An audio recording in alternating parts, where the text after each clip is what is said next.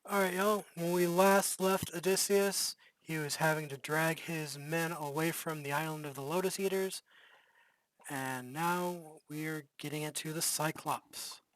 So I will go through until about line 170 and do a close reading with y'all, and then the rest will be up to you.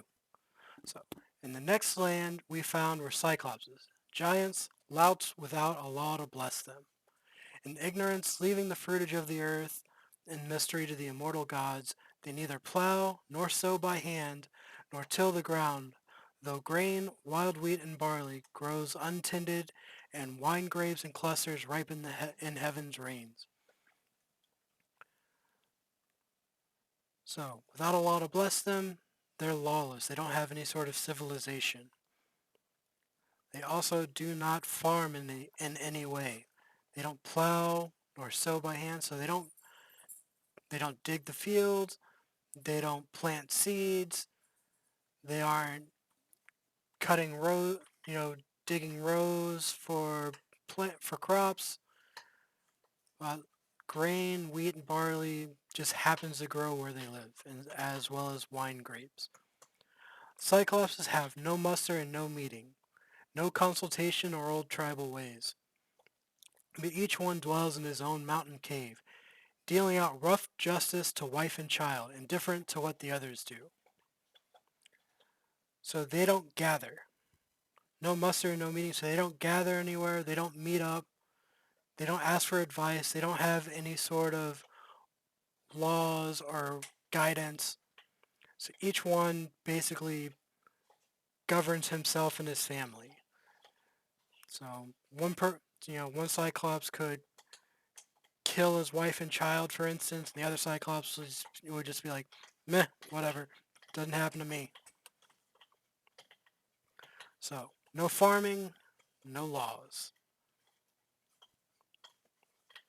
As we rode on and nearer to the mainland, at one end of the bay we saw a cavern, yawning above the water, screened with laurel, and many rams and goats about the place, inside a sheepfold, made from slabs of stone, earth fast between tall trunks of pine and rugged towering oak trees.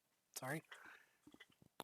So basically, they're rowing. They see a cave and a goat pen, basically, made from stone, dirt, and tree trunks.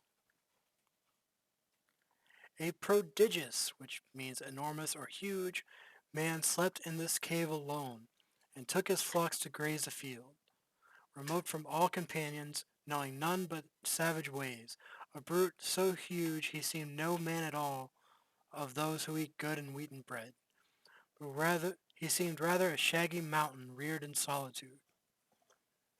So, big savage dude.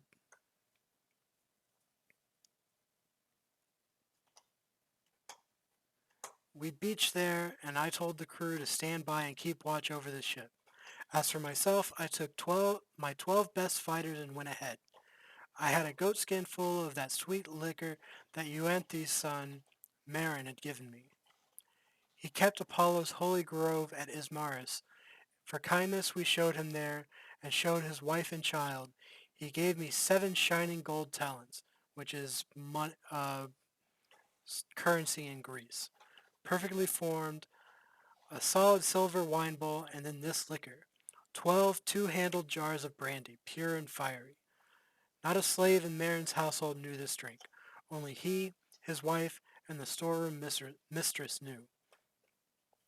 And they would put 1 cupful, ruby-colored, honey-smooth, and 20 more of water, but still the sweet scent hovered like a fume over the wine bowl. No man turned away when cups of this came round. So this is top shelf liquor, basically. So this saying they would water down 1 cup of this in 20 cups of water, and they could still smell the brandy in it.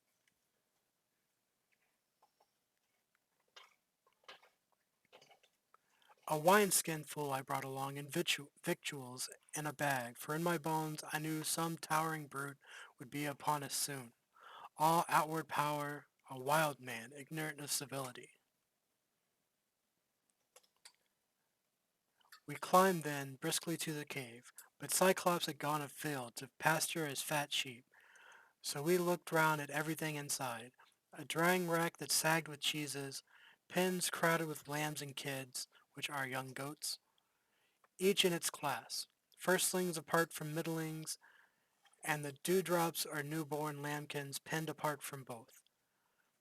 And vessels full of whey, which is the thin, watery part of milk separated from the thicker curds. You ever heard curds and whey? That's what that is. Basically the milk that we actually drink. It seems like to me anyway. Were brimming there, bowls of earthenware and pails for milking.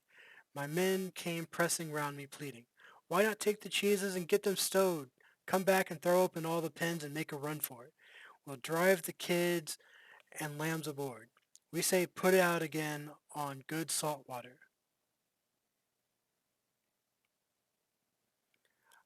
Ah, how sound that was! Yet I refused. I wished to see the caveman, what he had to offer. No pretty sight it turned out for my friends. So most of this is just describing what the Cyclops has in his cave. Friends say, "Hey, let's loot the place and go." And Odysseus was like, "Nah, I want to see this guy," which, as you will find out very soon, is a mistake. That concludes the close reading that I'm going to be doing. If you have questions, as always, you can contact myself or any of your teachers. Hit up our live meetings, email us, whatever you need to do. We will be more than happy to help you. Otherwise, I will be continuing this tomorrow. Have a good day.